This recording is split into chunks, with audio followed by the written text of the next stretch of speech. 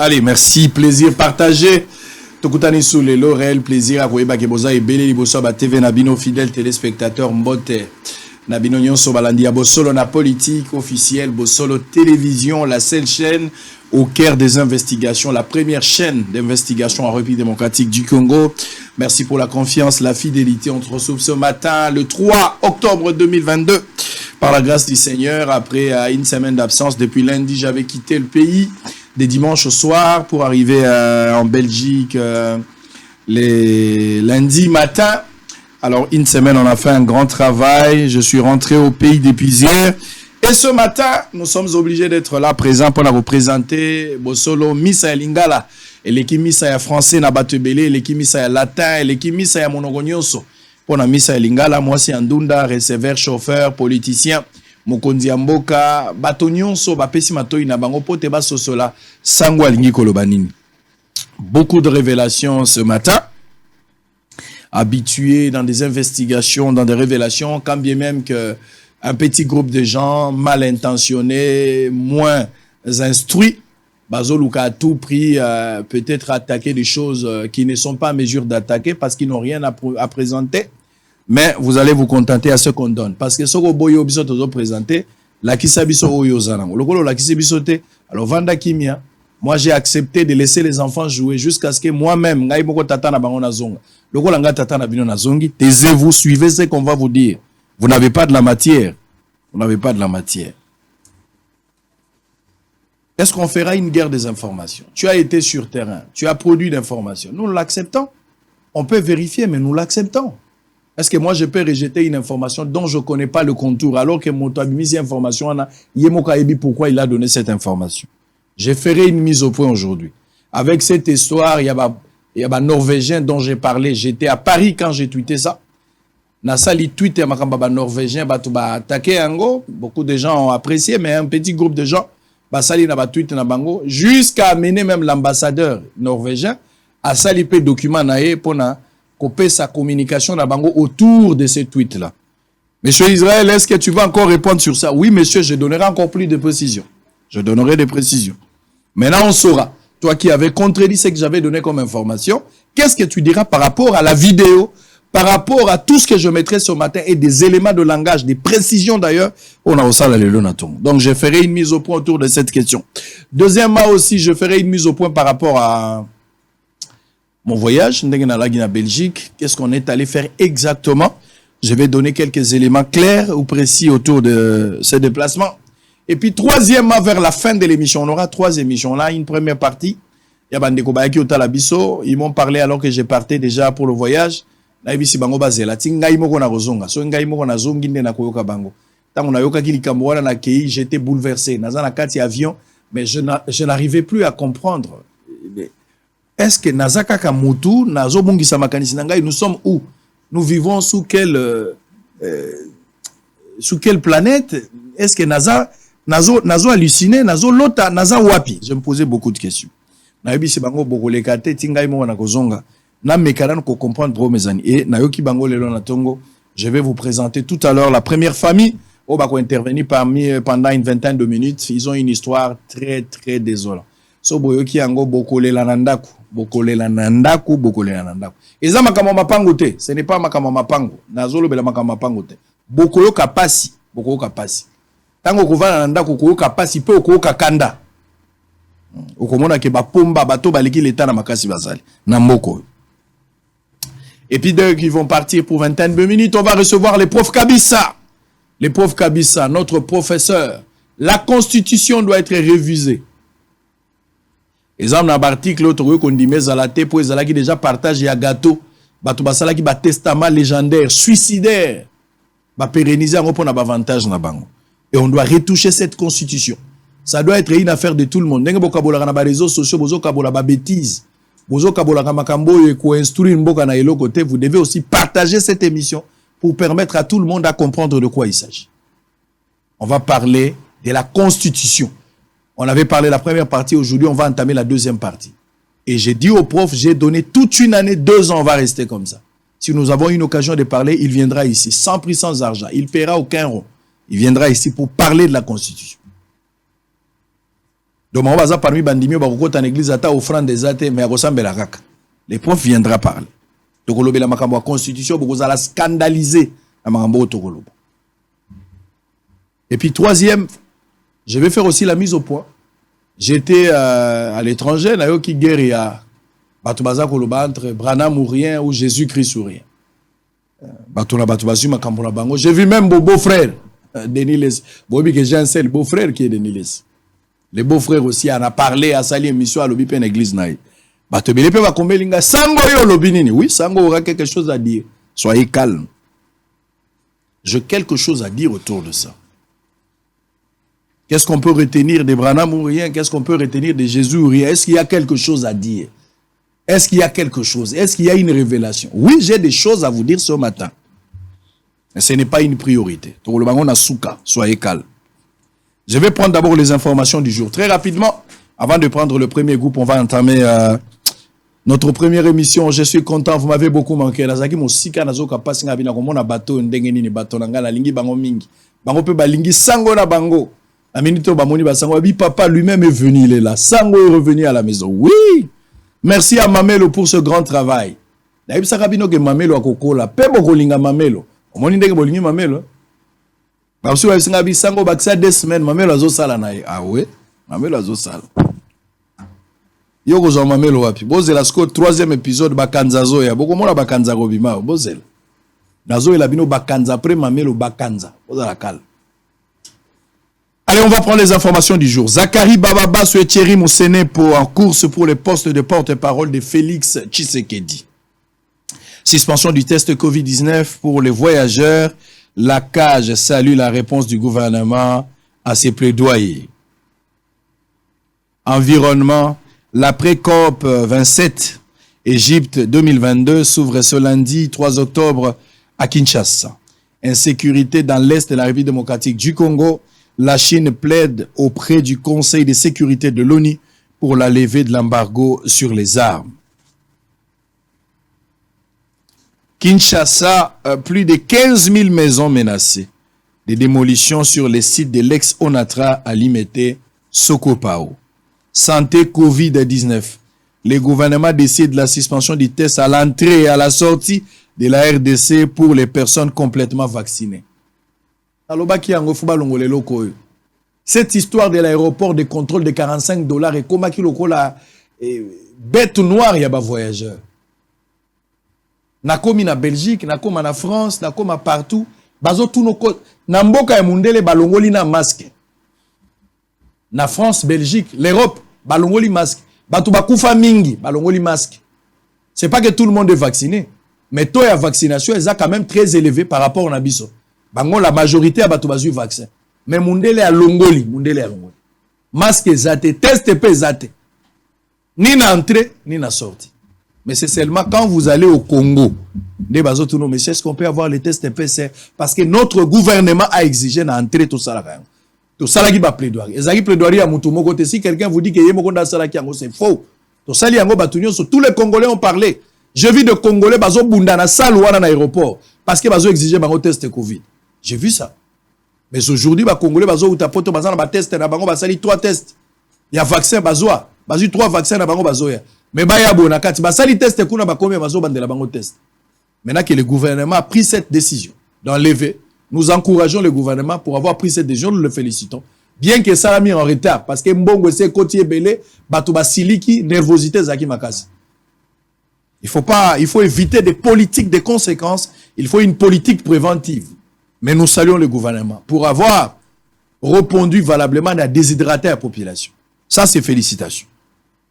Donc, voyager na yo, si vous avez un vaccin na yo, bima na yo kende. Si vous avez un vaccin, na entrée, na sortie, mutakoto na biso lo kwazate.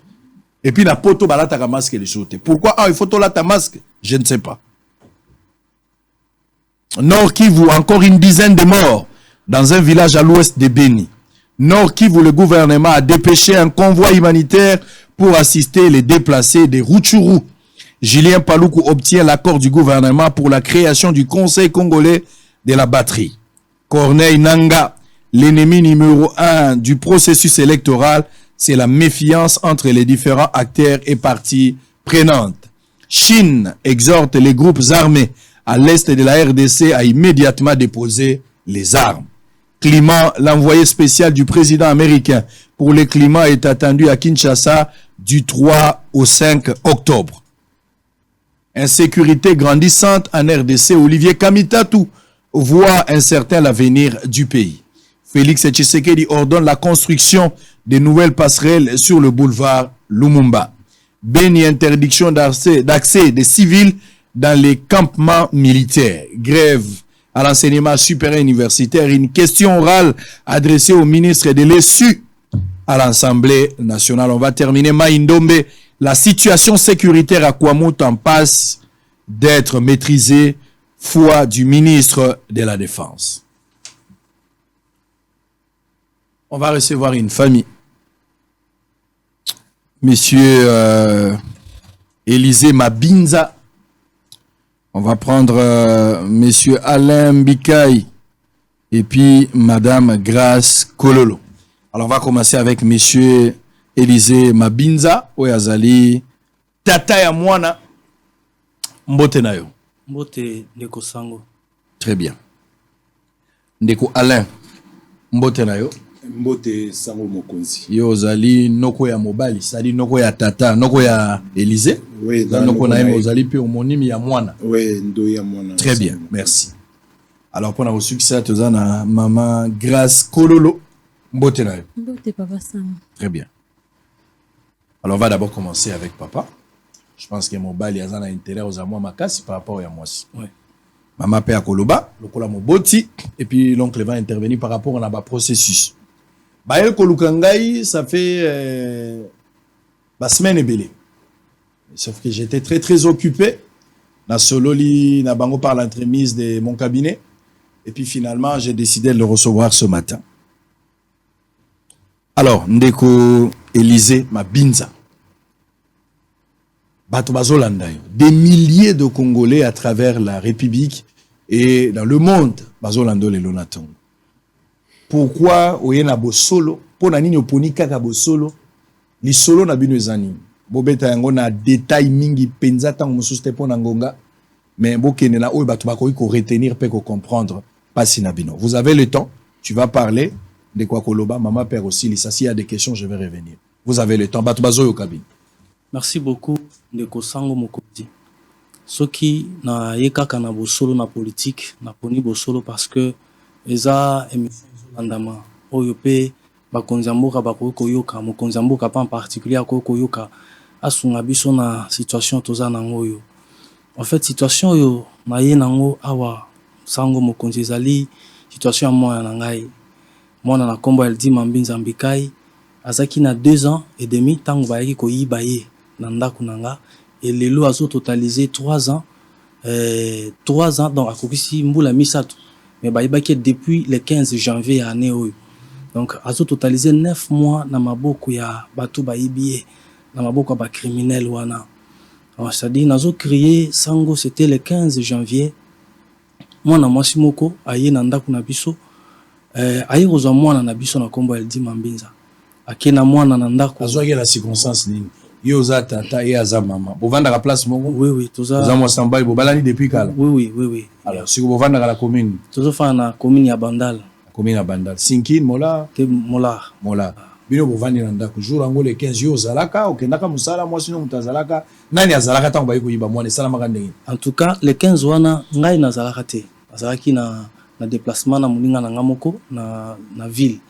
Alors vers 15h madame abenga pour me dire que en tout cas nazomona mwana te alors que natindaki bango kaka mungu en face awa parce qu'en face na biso maman moko atekaka ba biscuit ba mungu ba biloko nyonso akendaki na nani mwana 2 ans bokotinda eteka oui akendaki na son cousin il a 7 ans mais seulement que ça en face bakendaka basomaka ba biscuit basomaka ba nini c'est juste en face de chez nous. Voilà alors ce jour là tant bazo bima na porte ya lupango nde bazo kutana na Deborah wana aza mwasi ya cousin ya maman Grace mwasi ya cousin ba relation moko ya bande komoko un peu éloigné voilà kutani na mwasi ya cousin wana mwasi ya cousin atuni bana boke wapi bana bisie mama tindi biso mungu en face wana abisi bango te to somba wana te to kende ko somba boy na coin boy abandi ko déplacer bango ti azo déplacer bango bato musu pe bamonaki ba témoin bamonaki nde azui mwana na moto bakei mwana oya mukie oya mukolo atiki oya 7 ans atiki ya 7 ans azui ya 2 ans et demi akena ye donc to bandi ko luka 4 jours après naye ko bisa madame na yebise tu ton cousin azalaka mutu ya wewa cousin waza mobali ya mwana mwasi za mutu ya wewa comme ça kende to kende ko mona apesa yo moto na ye na yebo to sala ba course to kenda kotika ka ba photo na ba frontière et tout ça nde tango bakei et pas ya papa ya cousin tango zo comme papa cousin bisika cousin za ko fande pa na bango papa na bisika cousin za su ate azunda ko côté ya sana alongwe bandal alongwe depuis 4h du matin nde bazunda ko depuis le dimanche alors que basala ki faut samedi mais dimanche balongwe nde ayebisa le beska tika adresse son propre cousin oui son cousin est-ce qu'atika adresse alobité atika adresse te mais sinon kaka ndeko moko ya mwasi nda yebi place wana ndabi pesa ndeko ya mwasi to kende na ye ndazuni ndeko ya mwasi wana papa yebi eloko te papa yebi eloko te papa ba cousin yebi eloko te même biso pe to yebi eloko te alors tango bazo kende akutana cousine nanga le jour oyo Deborah wana zo déplacer bana aleka liboso ya oncle nanga mususu azaka côté wana et ma cousine là avait vu cette dame là na bana pe atuni bana boké wa bana bisi maman nous a envoyé du sel malamoko Deborah répondre maman grâce à tindi biso mungu nde cousine na comprendre que c'est la famille il y a quelqu'un de la famille moi aussi ya cousin na bango voilà alors bakei nde tango azobima akutani sikona cousine nanga wana ayebisi cousine nanga divine en tout cas retika ngai et pas ya Arsène toi na besoin tout sur la makambo elle dit pour na moto et tout ça nde ba memani maman grâce nde ko ya Arsène wana na cousine ngai arrivé pas ya cousin na ye Arsène na sana bakuti Arsène yemoko et la femme n'était pas là pendant que bazo solola moi si à côté tant moi si à côté bakomi ko solande cousine nanga tala voilà voilà atuna abime mutonga na moni na mwana eza mwana mwasi ona mona kina bana jour wana eza ye abimisi libanda bia grâce à tout na enano est-ce que samedi akina nda côté parce que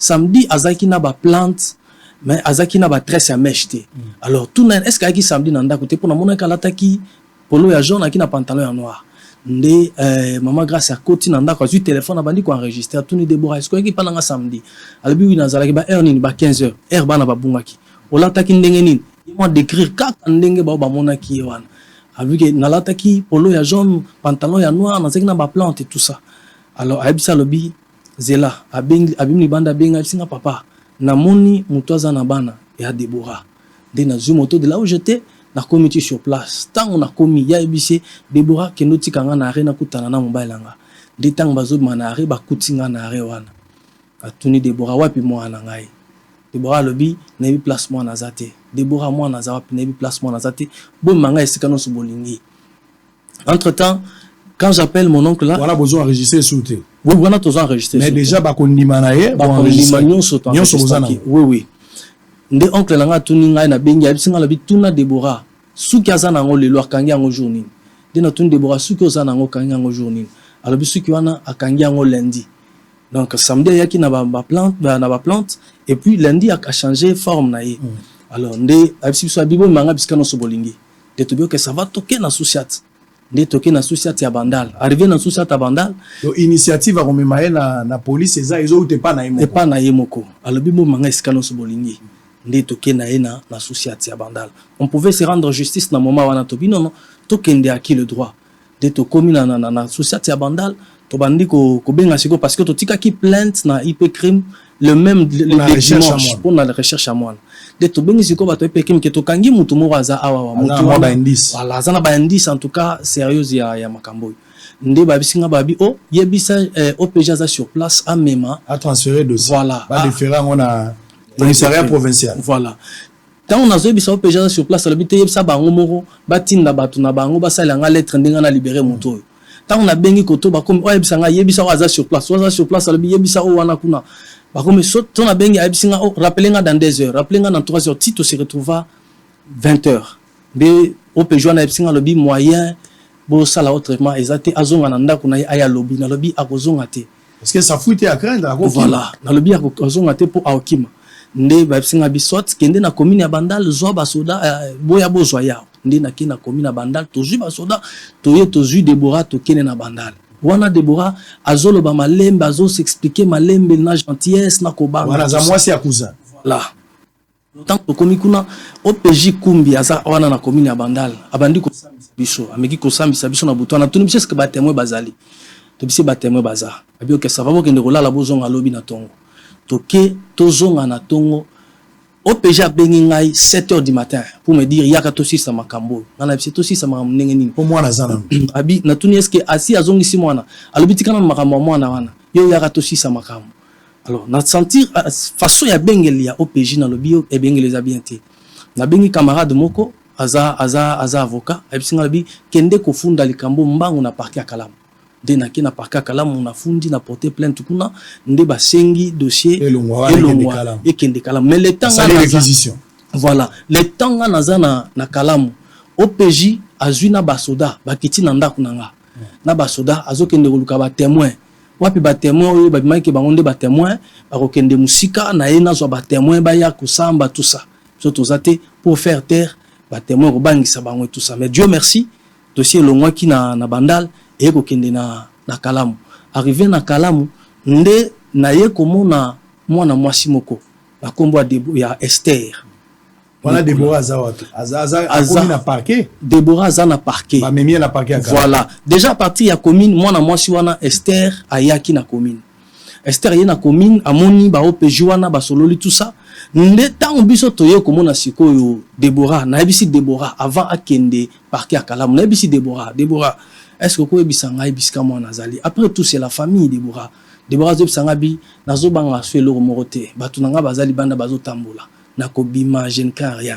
bosalo nyusu bolingo sala menga na kobima batu nanga bazo tambola na sina bio que ça va nzambe grande muto akata biso makambo justice na mboka pe izali nde ba se retrouver na parquet ya Kalamu na parquet ya Kalamu cette dame là Esther était là na mobali ya Deborah na Esther na Iguette ils étaient à 3 bazako ya tous les jours bazoli ba avocat ba na cousin la bino na cousin pe azokota la mwasi na ye voilà azokota la mwasi na ye azu bazoli ba avocat balandela kaye ba ke même koluka ba ke na bandaka banganga bazu ba poussière ba ko pesa Deborah ba bisi Deborah sokola na ba poussière okobima ko bangelo roté ko sala 3 jours te okobima zala makasi Esther azo ebisa ye biso to ebité ba ko déférer quand même nani Deborah ay ko kende prison ya Makala arrivé na prison de un temps après nde Deborah na prison ko lobake mwana muto azana mwana eza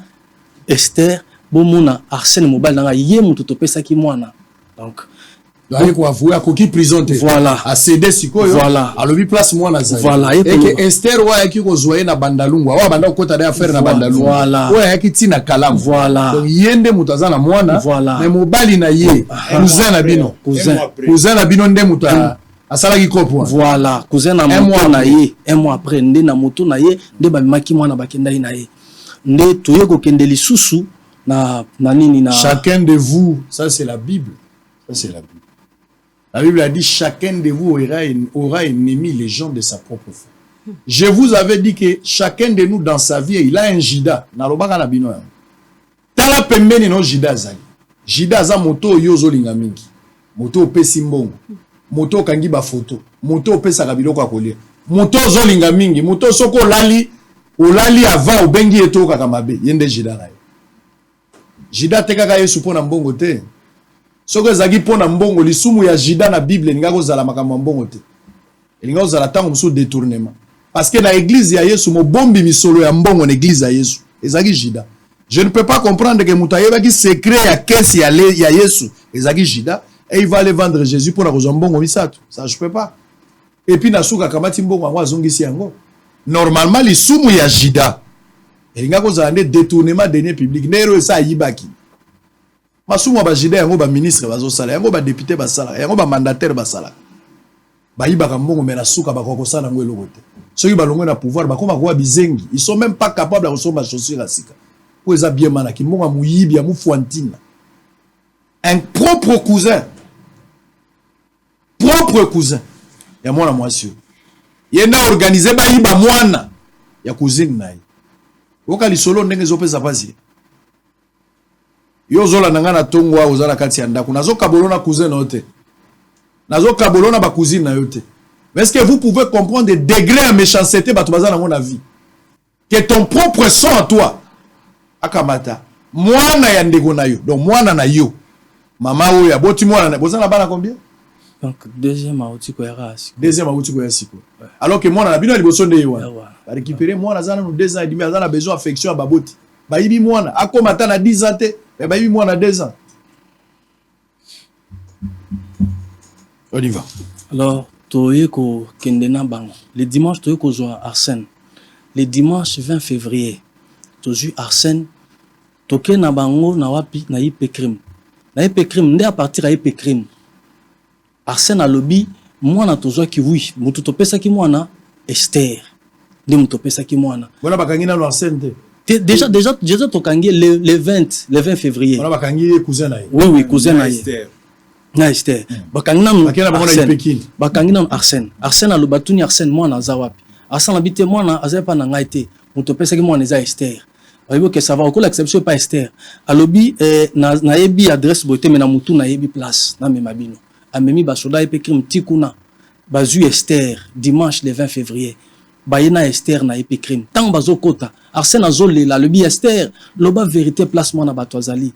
Ngana bima na problème oyo na cop na bino ngana lia te lorote yo lobaka ka vérité place moi na bato azana bima na alikambo wana Arsène Mutazoli la zoe bisa Esther ba koti na kati OPG ya bisi biso lobby boza la kimia bozonga ndako mo bato bakobimisa vérité parce que déjà babandi koloba Arsène andemi ki ye mutu bazaki mona ba pesi oyo pe a loba vérité bozonga boya lundi sûrement beaucoup tabiso na mwana awa soit boya kozwa to kozela bino toke ensemble toke kozwa mwana biso pe tozongi to sali confiance sango mokonzi tozonga lundi boye le 21 février tokuti makambo changer OPG comme ko bisa biso lobi nazo comprendre dossier na bino te réquisition moko yaki awa depuis le 15 une réquisition antidatée bato bakangami le 20 mais bazo bisa que réquisition dans le comité baza réquisition le fongami voilà na ipekin na crime police criminelle voilà voilà pas colonel Lazou voilà je le connais voilà nde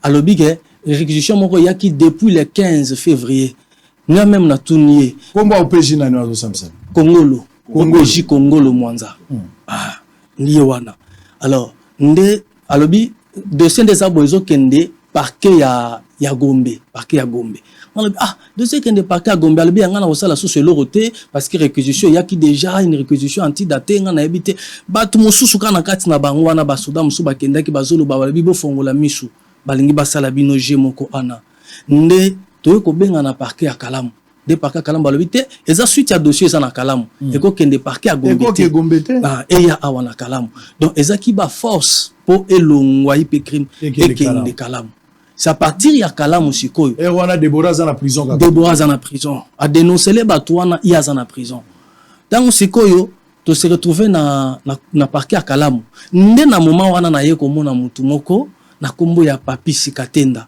aza revendeur ya mituka na métro na bandal na Inga métro ba na Inga na voilà en face à Oasis voilà mamoni garçon wana aye ko se présenter pendant c'est monsieur que je n'ai jamais connu de ma vie en relation moko na Papi Sikatenda natika ko yeba te azana mbuma moko boya wana na sima mutu alors mutu wana se présenter pendant ngai na telemaki ayo sanga lobi yonde papa ya mwana abi ngande papa mwana lobi oyebi muto bakangi wana amwasi nanga. Mais entre-temps, c'est un homme marié. Je pense qu'on peut expliquer bien. Alobi, Deborah. Esther, Azamwasi. Azavis maman. Voilà. Yazobenga mwasi mais Azobenga mwasi. Alobi Azamwasi nangai, de Nazabo, Nazolandela mwasi nanga. Alandela sous maman. Voilà. Alobi, Nazalaki lobby, Nazaki dimanche pas ya colonel Lazou. Papa, j'ai dit ces mots et je le dis. Ndenge, monsieur Wana Ebisinga, c'est la première fois que je le vois et c'est ce qu'il m'a dit. Asinga na côté là qui vient, na côté du colonel Lazou, na Ebisi vie, yo kangi chéri nanga awa. A Ebisinga, muto bakangi ma maman, neza moi si na yo na Ebisi oui vie, Wana eza chéri nanga. Viens libérer Bisso. C'est les paroles de ces messieurs. Viens à libérer Bisso. Yango to se retrouver awa. Colonel Lazou. Voilà. Oui, il m'a dit ça. Je connais le colonel Lazou. Voilà. Ça devient dur, ça devient sérieux, mon colonel, si tel est le cas. Je ne crois pas, mais si cela est la vérité, on y va. Alors, à Ebisinga Lobby, n'a pas son conseil. Ce qu'on a appelé un conseil, Ebisinga Lobby, na makambo, le kamwa na banzela mususu. Banzela oyo kota okoko kangote. Banzela okoko kangote. Voilà papi sikate. Voilà papi azo Ebisanga. Naza na ba relation yo zana ngote. Naza na mbo oyo zana ngote. En fait, ayaki na sens à tout négocier. Mais moi, j'étais catégorique, je ne voulais pas. Et finalement... Pour négocier, Nini, toi, tu veux de ton enfant. Voilà, c'était en fait ça. Et si tu veux qu'on te donne ton enfant, point barre, tu n'as rien à foudre avec ma négociation. Voilà. Je suis content, on a senti que, en tout cas, je ne suis pas... En tout cas, partant dans ma cambouana, n'a pas de force, ba capacité, ba relation à Zanango, il a l'argent, il a des relations et tout ça. À Relaxanga, à reprouver. Et j'ai failli que ça s'énerver. C'est ma femme qui m'a maîtrisé. Tout ça devant la justice. Justice est au Salema. Et Batouana va se retrouver dans la prison Sango. Au moment où je vous parle, Bangono Sobakei. Bangono Sobakei. Les à la cousine Abino. Bangono Sobakei. Kuna na prison de Sikoyo. Nani. Kutana Deborah. Deborah, voilà. Deborah est condamné Sikoyo clairement devant Sikoyo magistrat que oui, ngam tu nazo ki bana les sous na pesi bangona et pas ya Arsène oya fandi Arsène alobi bana. Après qui Esther alobi ngaite. Aliba comme Sikoyo yo tuna oyo. Deborah lobi oui ngam tu nazo bana. Andemi na pesi Arsène botu na Esther na Deborah. Voilà, tuna Deborah, tuna Esther. Donc par commune ndengwana. Alors jusqu'à ce que papa Sango ba ko sala ndeni ba juge ya tribunal ya Kalamu, ya grande instance à Kalamu. Juge Jérôme Mukinai, na juge ya Mwasi Lufankenda, na juge Mususu ya Misato bakotiana kombo na habité parce que tozako sur la mingi na juge Lufankenda, na Jérôme juge président ya chambre D.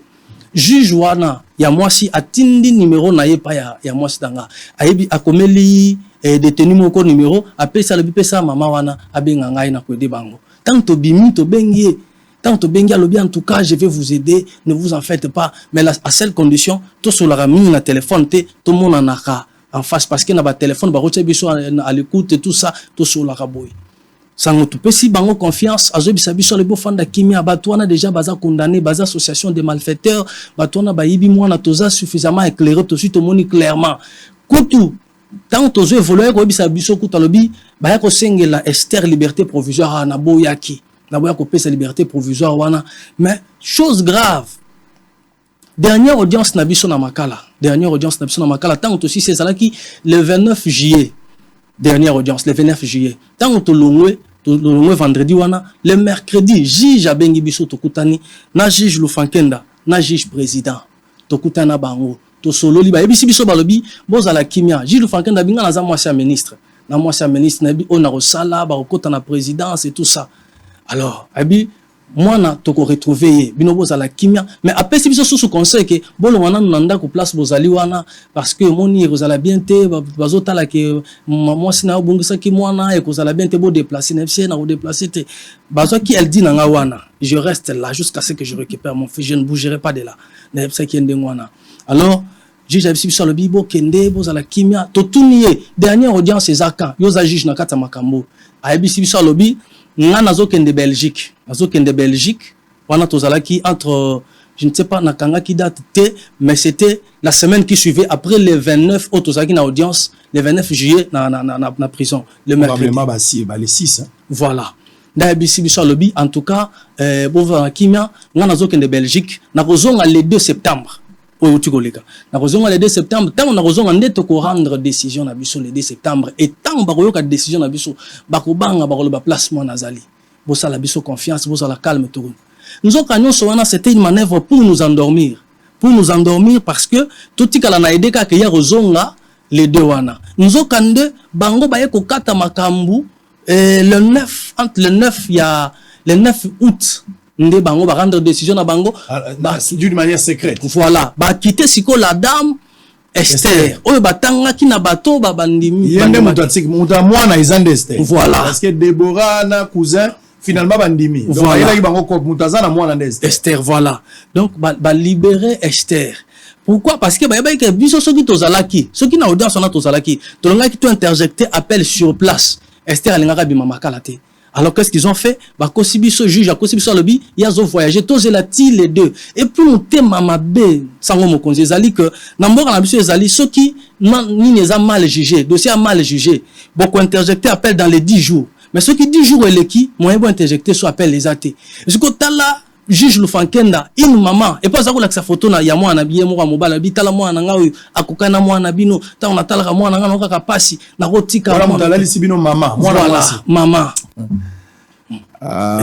mon dieu mon dieu finalement biso to surtout ka toyeba kite na quartier nde bato bandi kuganga oh ndenge nini batiki mo na mo so yibi place mo na zali ndeni batiki mo na mo so place mo na ayibi place mo na zali nde na ye ko tuna sikoyo juge wana mais na bengi na téléphone poto solo laka mais maman eza ndenge nini onga pe na ebite yo koyeba te ndenge nini yo oza mutu na kati oza juge oza na kati ya composition wana okoyeba te ndenge tu as même signé de finalement les solo eza ndenge wana ba libéré to Déborah na Arsène oui baza na prison Esther nde muto ya suka instance suka zaki na mwana voilà nde azo mona na te ba libéré nde ba libéré en complicité na moi suis prétendu moi c'est un ministre voilà juge na ya lobaki na mino kaza moi c'est un ministre à cause appelle quand ministre à cause appelle muibi ya ministre mais azomi ben nga moi c'est un ministre pour bato yebi ba jewana to so à cause à la peine et loko pété tam so ba pesa na ka mbote mais ba vantara papa on connaît Kinshasa comment les gens fonctionnent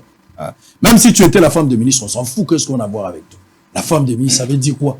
La femme de ministre, ça représente quoi? Ça veut dire quoi? Vous voulez des titres dans ces pays, même la femme de ministre, qu'est-ce que ça a à voir avec ça? Vous avez volé. Si vous êtes pour quelque chose, vous êtes pour quelque chose. Si vous n'êtes... Je préfère avoir une femme pauvre, moi si Ama Tembele innocente, que d'être une femme d'un ministre alors que vous êtes justement là, on a pas magouille et puis des combines. Oui, ça, vraiment dangereuse même pour la vie à battre. Na préféré nazala na mwasi ya ndunda, na préféré nazala na mwasi ya policier, na préféré nazala en face ya mwasi moko oya kataka tombola na Gambela. Je préfère nazala na place ya mama bi pupula et nazala na lolendo ya mwasi ya ministre et to mwasi ya juge mais ya muyibi. Honte à vous. Va au diable madame, va au diable. Je te connais pas, mais je te connais pas. Je connais même pas ton nom. Je connais même pas ton nom. Je te connais pas et je connais pas ton nom. Madame.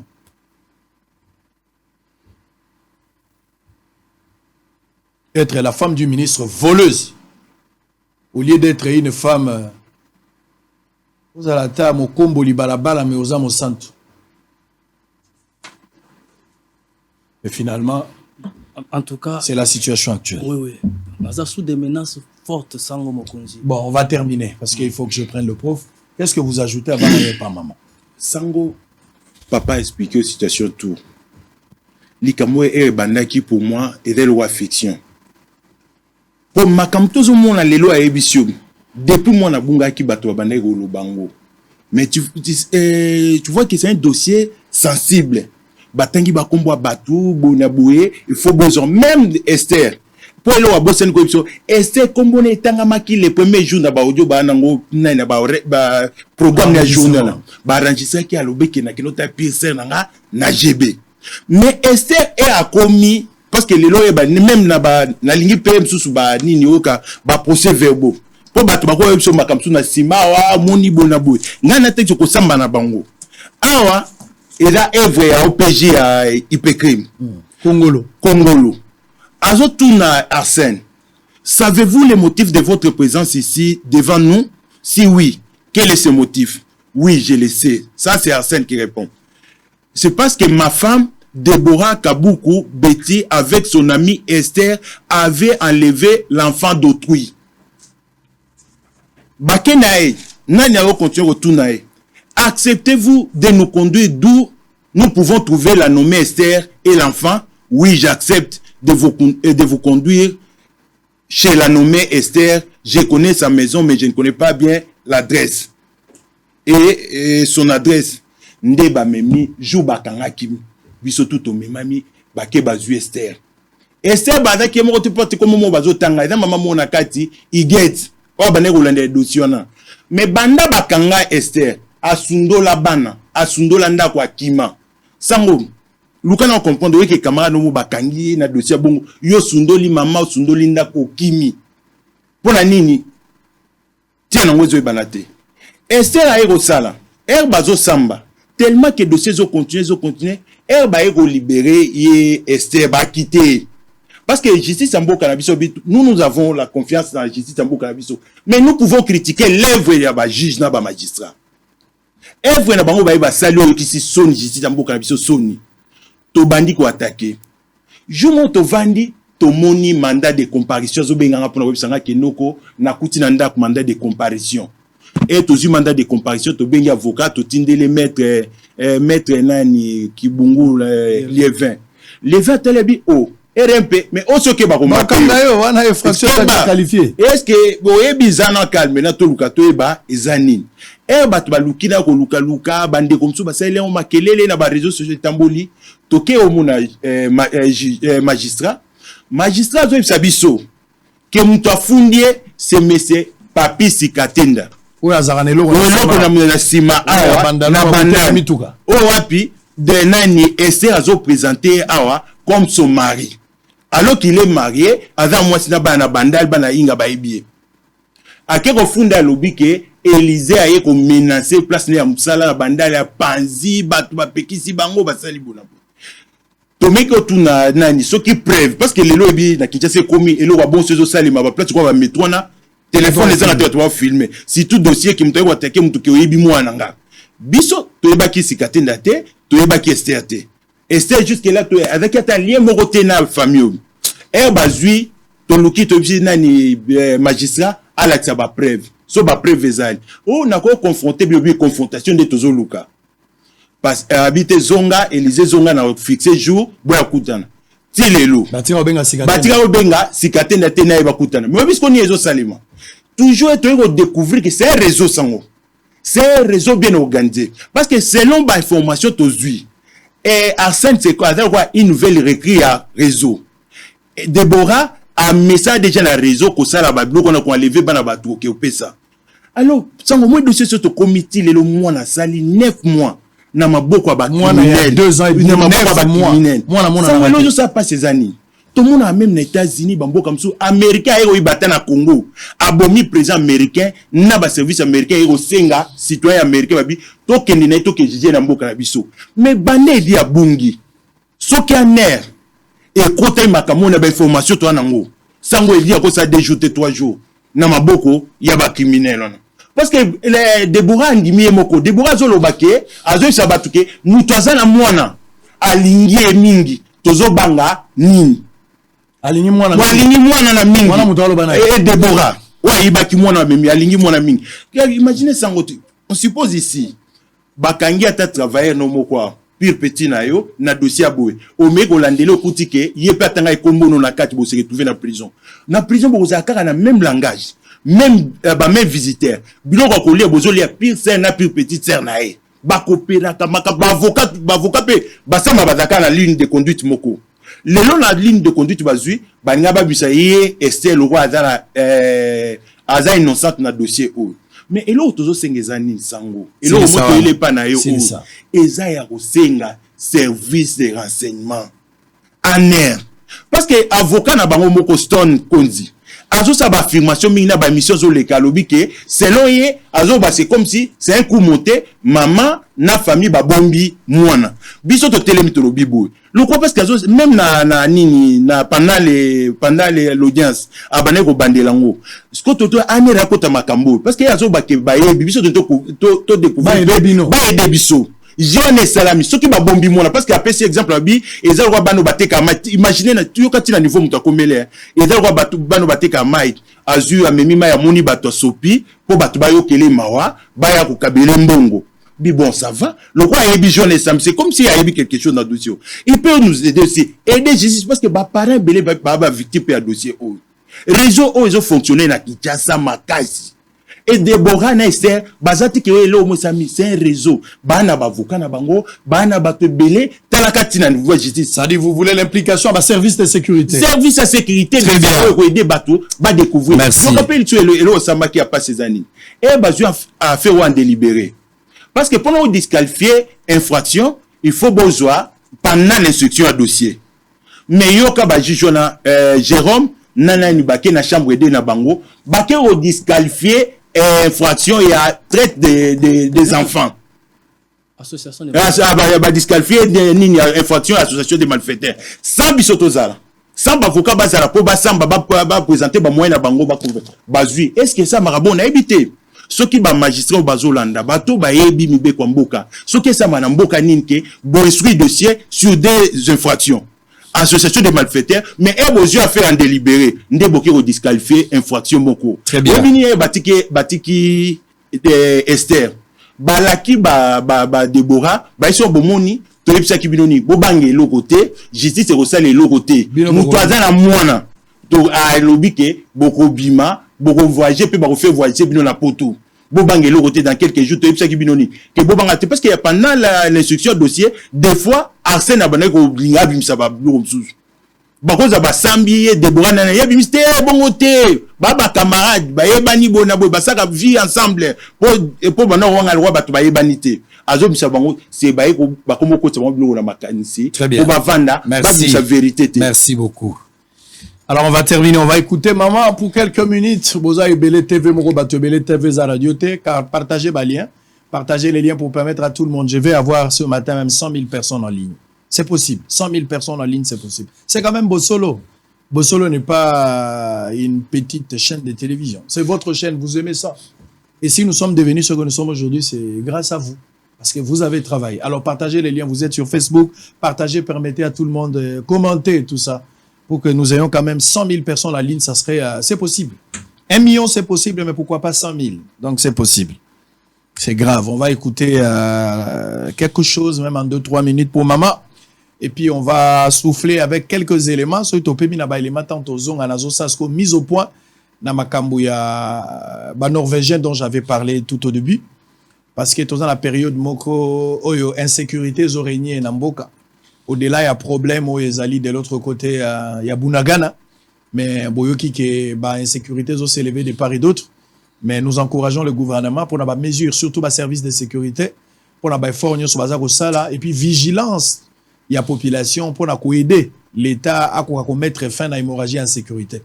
Oyebi pour la longue insécurité, il faudra une participation de la population parce que la police ou les services de sécurité, bazar magicien pour comprendre tout ce qui se passe et là où nous sommes. Donc il faudra collaborer, il faudra donner des informations, il faudra participer, dénoncer pour permettre qu'est-ce qu'il va faire. Et le service de sécurité également, vous devez tout faire, ne négligez aucune information. Et c'est à ce titre que je vais faire une mise au point par rapport à cette histoire de Norvégien. D'ailleurs, même Britannique peut Bazalaki interpeller. Il y a eu aussi des sujets britanniques. Bazalaki interpeller le Natongo pour la même du dossier. Je vais parler de ça. Je pense que ça sera une manière de pouvoir éclairer l'opinion par rapport à Twitter to Salaki au Batebele. Et bavanda kita msuna nyangwe mutu mswa zagi na shaba zoli ya poisson mutu mswa zagi na kat hôtel na ibité so zagi na place ni so zagi na église je sais pas mais vous avez eu le plaisir de contredire ce que moi j'ai donné comme information. Alors j'affirme, je ne rejette rien, je prends l'autorité de confirmer tout ce que j'avais dit. Je donnerai encore beaucoup d'éléments ce matin. Allez, merci beaucoup. On va terminer avec maman Grâce Kololo. Maman Grâce. Maman Grâce, Papa Israël, là, Papa Sango. On va parler un peu. Et là, Kobotano et Aliboso. Kobotimouana, 2 ans et demi. Et finalement, ça fait 9 mois depuis que Ozana Mouana a été. Ça, c'est ton mari qui a dit ça. Si Kobozana Mouana a bino yamokie, Nzambe azolokumu pour apesi yami balé. Mais, Boboti o yami balé pour remplacer Aliboso, te faut Aliboso impérativement monana. Azali Mouana na bino aza makila na bino makila ya batu gangaka. Makila ya batu gangaka. Ne nous poussez pas à réclamer l'enfer pour la personne qui a volé cet enfant et à maudire même ma progéniture Naban aussi. Il ne faut pas nous pousser sur cette question-là. Il ne faut pas nous amener sur ce terrain et ça ne serait pas une bonne chose. Bakulu na nyonso bazola nanga la pesi bino mbote. Bakulu na nyonso bazola nanga la pesi bino mbote. Ozoka pasi mamo azanango bakulu na pesi bino mbote. Bamasa nyonso basimba galisheti. Tozo pekisa bino botika. Le quoi bolingo tika te bozaka na lichette na pesi bino pe mbote.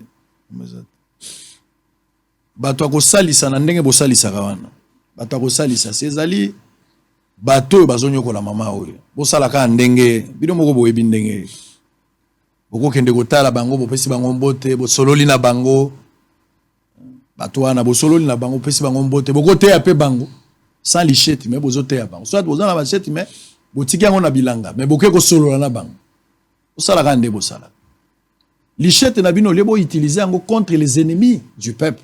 Mais bozo utiliser yango na bandeko na bino. Fallait prendre lichette wana. Bo bundela ngo na bunagana. Toche bakulu na liboso. Biso na sima. Siko total nini bakosala na bato bunagana. Évidemment ba M23. Bato bazo nyokola mwana mwasi oyo. Ba yibie mwana na ye. 9 mois na libumu. Ba yibi mwana. 2 ans. Mwana za mukia za na besoin affection. Mwana ngoye wana. Tala mwana ba yibi. Mwana yeyo. Tala mwana oyo bayibi mwana waza mwana muke 2 ans et demi bayibi espoir ko si 3 ans 9 mois na maboko ya ba criminel depuis bayibi mwana oyo tala mwana muke bo nani aboti akoko ndima mwana na bayibe bo nani qui peut accepter ça baka mata mwana ya muke ya 2 ans bayiba même ata soki azalaki ya 10 ans même il y a 15 ans makila na yo passe ya kobota ya 9 mois pour avoir été à la maternité souffrance mwana ya liboso. Moi, je connais ce l'enfant. La botibana nanga bazana nombikie, j'ai eu l'enfant 7 ans après ou 7 à 8 ans après. Si on a passé na maboko, yo ibi mwana no kenae. Yiba mwana kene nae, yo lala na tongo fongola misu banda kotala soki okotambo na balabala. Batu bazotika bino bazali mais batu pe bazali. Yiba mwana tambola na balabala. Lala na pongi la muka banda kotambo. Soko za mutu tambola, oyibaki mwana tambola.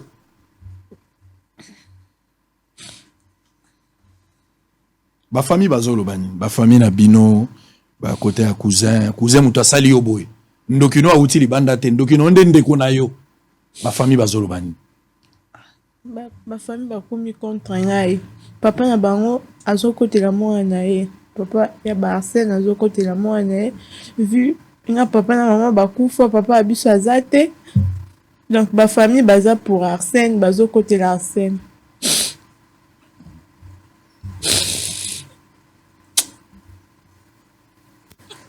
Bon, on va terminer. Alors, Batu Bazolanda yo, oboti mwana na hôpital nini? Hôpital ya Kitambo. Ya Kitambo. Oboti na date nini? Le 12 mai 2019. 12 mai 2019. Bon. Bakamunyo so balobi ya eza solo? Oui, eza solo. Chef de l'État Zolanda yo, première dame Zolanda yo, ba juge, ba procureur Zolanda yo, ba tunyos na libanda ya mboka awa Joseph Kabila sénateur à vie, moi c'est na yo Olive Lembe, ba leader politique nyonso, ba tunyos Zolanda, na ba kulu na Zolanda, ba criminel usupe Zolanda. Olobi na wangodi. Na lobi na bakonza mboka bakota makambo basala de façon à retrouver mwana ngai ba mama bayebi passe ya 9 mois bayebi passe ya kobota ti obokola mwana komati na âge wana baya bayiba kaka boy bakota makambo na baya bazongisela mwana. Est-ce que bateau yo bayibi mwana bazo exiger mbongo te ke ndenge ezalaka tozu mwana mais bope sabiso autant avant tozongisa mwana batikali ko loba bongo te? Depuis période mo babengaka e basengaka $10,000 bango tu babi bazali na GB basengaka $10,000 to meka ko rappeler numéro et les karaté ti lelo nde to bandi ko landa makambo ba Deborah banini nde makambo ekatani sango ilikamnana senga allez na ebité soki vol ya bana et comme légalisé dans la République démocratique du Congo baïpsa bisongo parce que likambo est condamné na ba loi ya mboka selon ba information to anango mais l'indifférence ya ba konzi mboka ya ba konzi justice ya gouvernement ya ba service d'intelligence na ya sécurité mboka ezo kam sanga na dossier o et sengeto sani to se rendre justice Parce que biso monde ba tozu Déborah parce que ndeko Elisa et la so que abandoti ndo pejo azo benga kende bo ayebi bino talobi ezaki mbongo. Très bien. Et là babandoko exiger c'était de l'argent. Nous avons fait nous ce bando singa biso po basala. Déborah ndi misango. Ce qui Déborah tawanganaka to ba beta ya non, c'est tellement clair.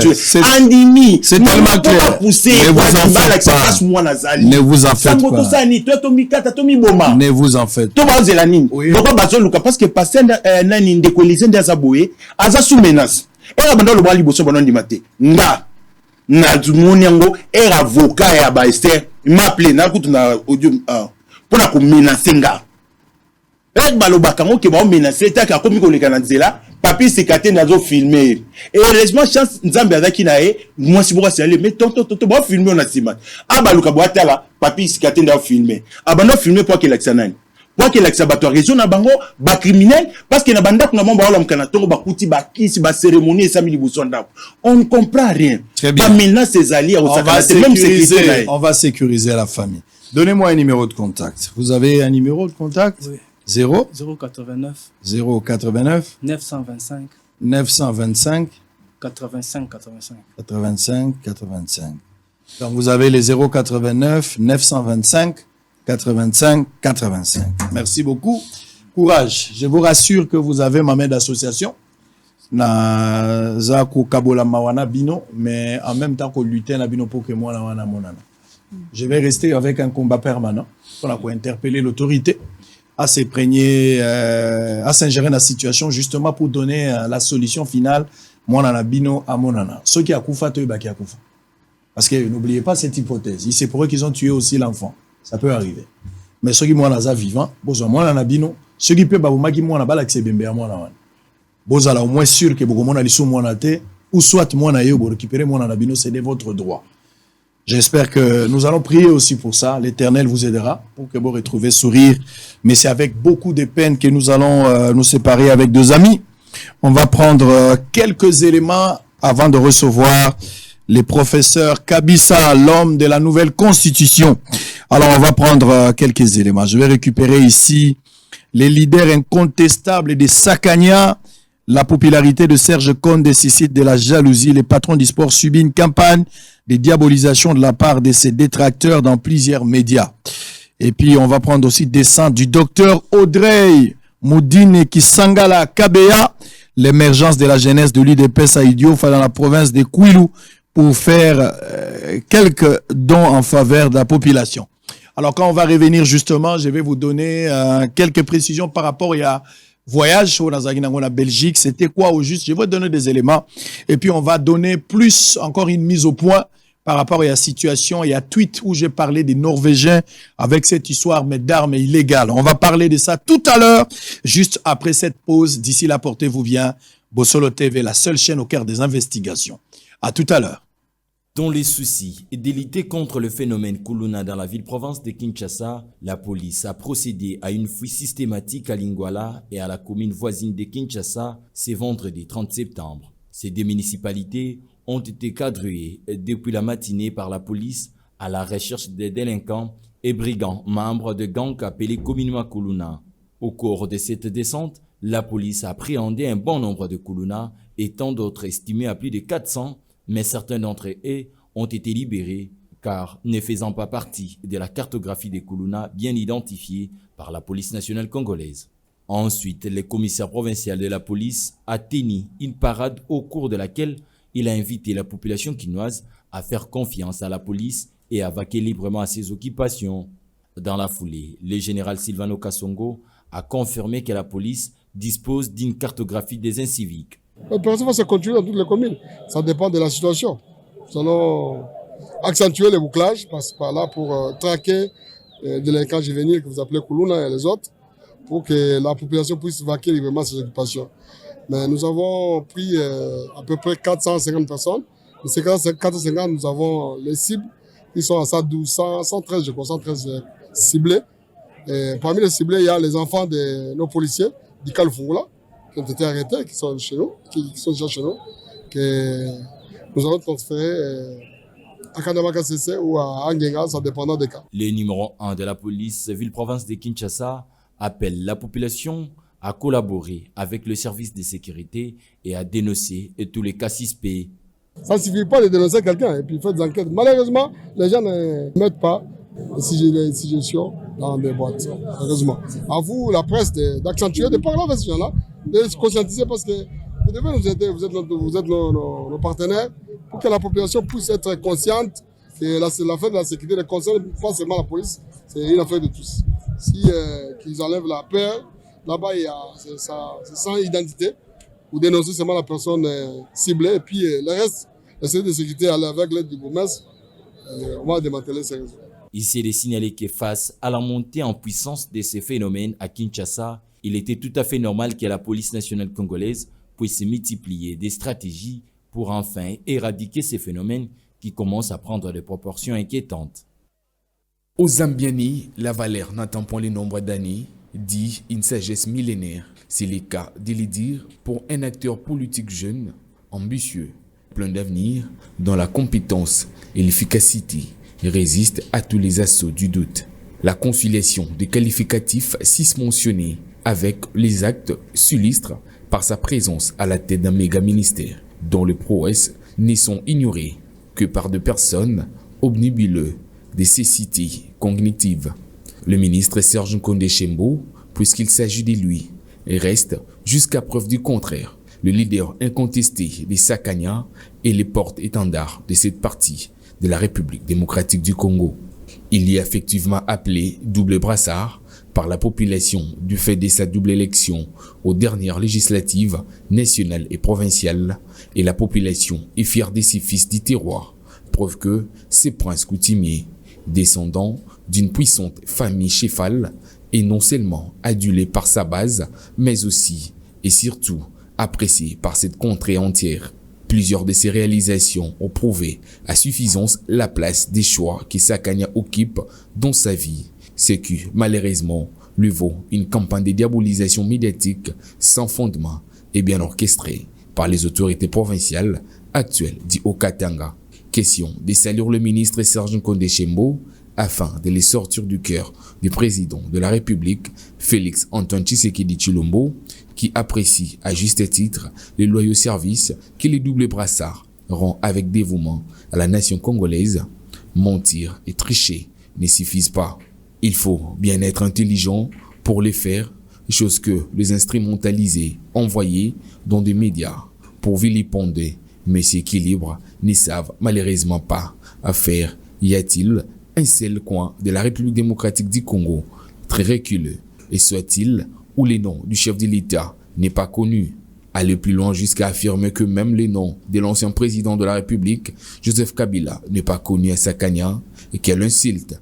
Tels sont les propos d'un monsieur que j'ai dit d'un individu sans foi ni loi, point de vulgarité, qui est passé sur les antennes d'une chaîne de télévision périphérique de Kinshasa, proférant des mensonges diffamatoires, ne reposant sur aucune assise crédible, rien qu'à suivre ces allégations mensongères qui risquent de l'envoyer dans les Gaules.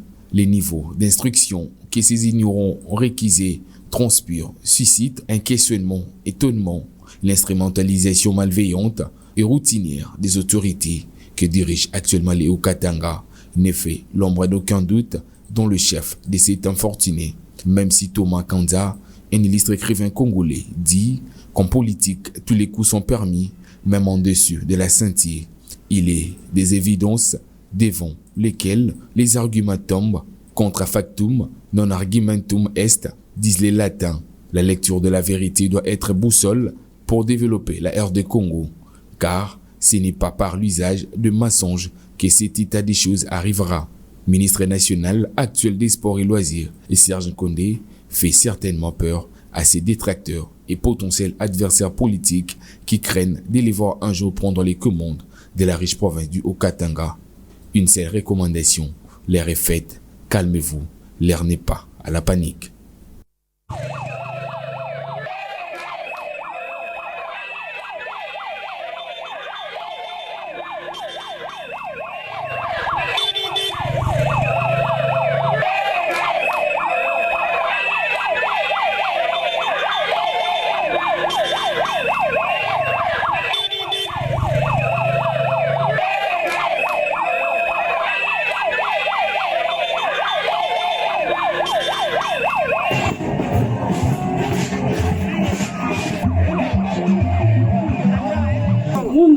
la muke Audrey mundine kisanga la tabea taka la 15 ans mama ya mama muke banati souci ya bala na mungu sana ki ba jeune boke a ebele bela kisalo Tuna mono, meke bapangi na mono, bayaya na mono, baleki na mono. Il faut idiot fa, yo changer. Meke wa, le message de tous les qui n'ont pas unité. UDPS viva! UDPS viva! Et là on va lancer le bureau surtout la famille politique na biso to zala do mon corps.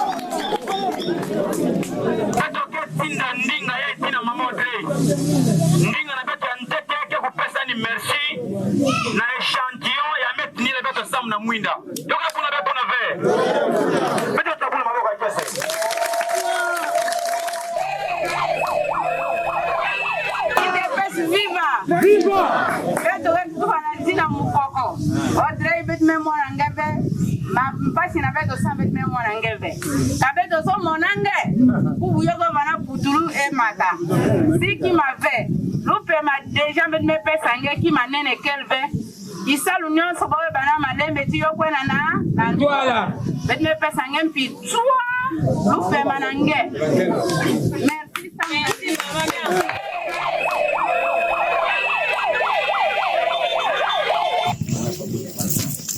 Ile signe yani masarage signe mo chambote bamuta bako mpena maboko baba maboko de façon que yo kwena ntwala ngempi la chance ngi kupusana pie mingi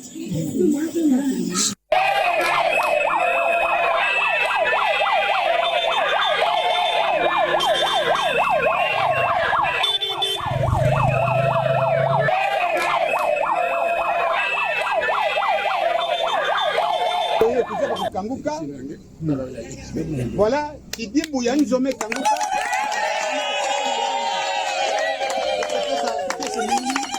voilà